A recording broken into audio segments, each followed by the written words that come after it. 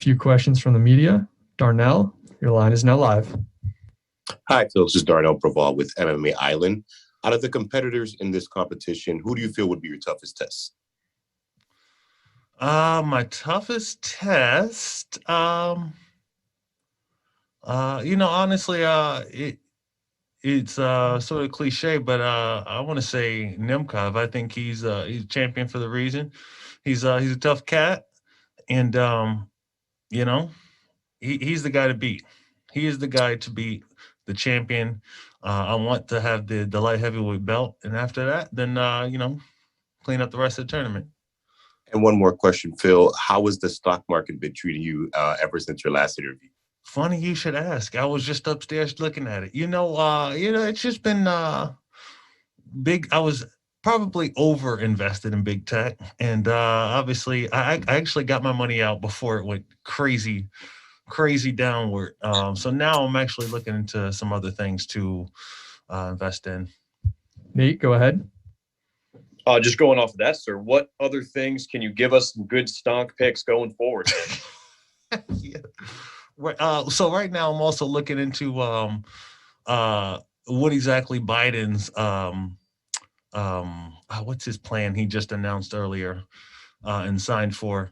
It's a $1.9 trillion infrastructure bill. So I'm looking into raw materials and what exactly is going to get done first and soonest, and kind of some small stuff, construction stuff that I might invest in. Construction, okay, interesting. But back to the fight. On Instagram, you said, I hope you guys are ready. What should the viewers be ready to see on Friday night? That's the thing. I don't know. It's going to be crazy, though. It's going to be crazy. I can promise you that. Right now, I know Nemkov. You know when you get you skate by with a win, and this time he's coming to make a statement that he is the rightful champion, and I am coming to say no, you're not. And so, it's definitely going to be a very aggressive and exciting fight. Mike? Hey, Phil. So is this the perfect time for you guys to fight? You have the second longest active streak, obviously split decision. Didn't go your way last time. You said he's champion for a reason. Do you feel like everything lined up for this to be the perfect time for you guys to run this back? See, you feel it. That's why you would even ask a question like, because you feel it. You know what I'm saying? Yep. You feel that. You put it out there. I was already thinking it, but you felt it too. So you know it's real. You know what I mean? I felt it. You felt it. It's real.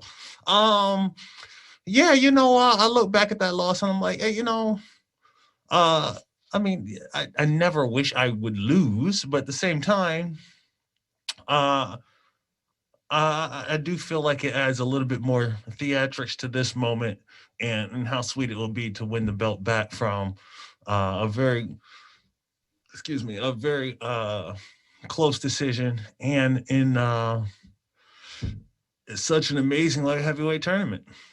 Cliche media question is my last one. More important to win this rematch or to get your belt back? It's the same one. It's the same fight. Belt back. And then you can work towards that's a very emotional, to me, that's an emotional question, and I'm very not emotional about fighting at all. It's a job and I do it because it's fun. And I'm about being the champion. Thanks, Phil. All right, Dylan. Hey there, Phil. Appreciate you making some time. Yeah, you bet.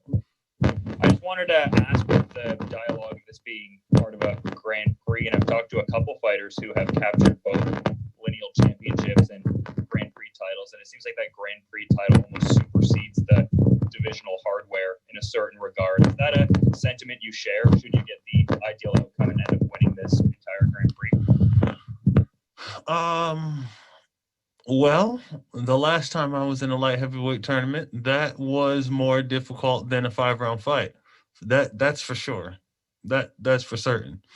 So there's that. However, that is not this tournament. This tournament is for sure absolute craziness. So yes, beating Nemkov and winning the belt will be a special thing, a special moment, and I'll be extremely excited. But this tournament is it has too many of the who's, and this will be one to be remembered. Alex? Hi, Phil. So you only fought once in 2020, and the last time you only fought once was in 2011. I just wanted to know if only fighting once had any effect on your mentality, on your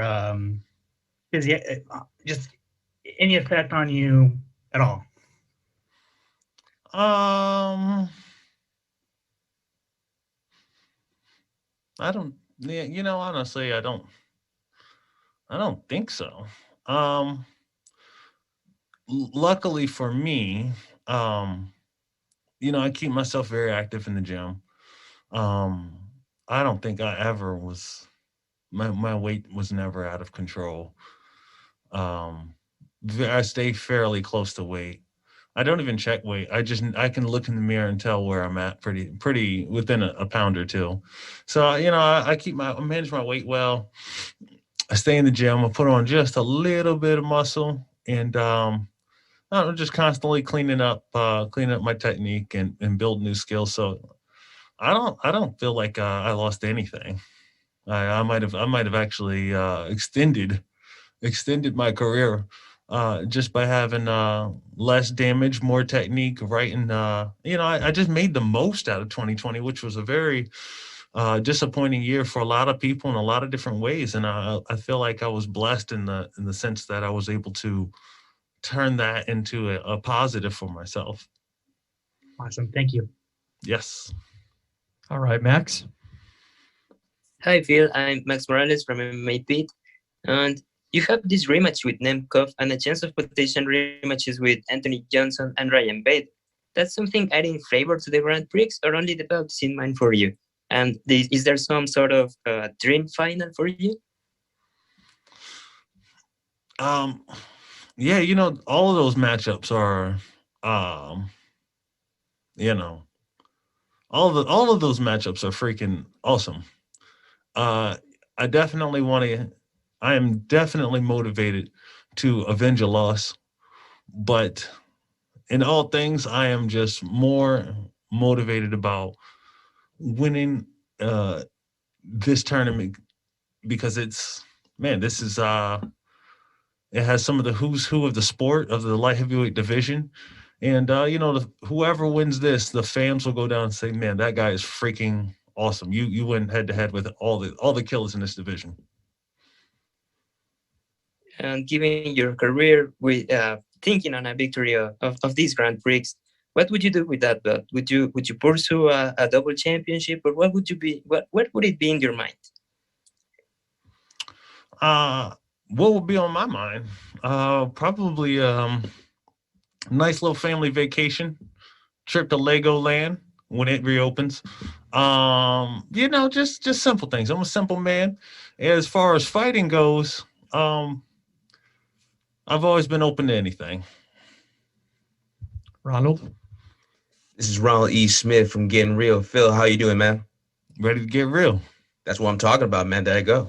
And as for yourself, 5 days ago, you posted on your Instagram, you said, "Don't sleep on me." And I feel that a lot of in your career, people have slept on your name.